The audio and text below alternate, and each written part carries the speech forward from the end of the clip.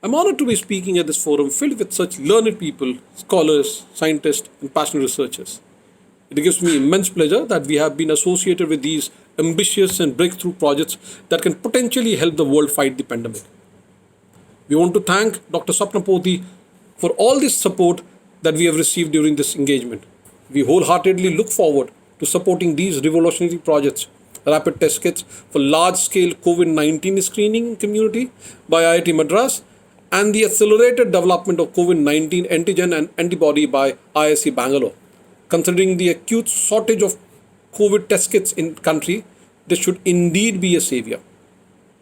During such unprecedented times, we at Capgemini in India and also at CSR believe that it is our foremost responsibility to come together and extend our help to the people of country and to the government of India by all possible means.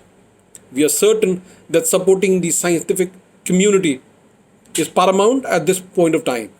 If these projects can in any way help mitigate the dire challenges that the pandemic has imposed upon the country and especially the vulnerable section of the society, we will be extremely grateful. This is what we intend to achieve at Capgemini in India. Thank you.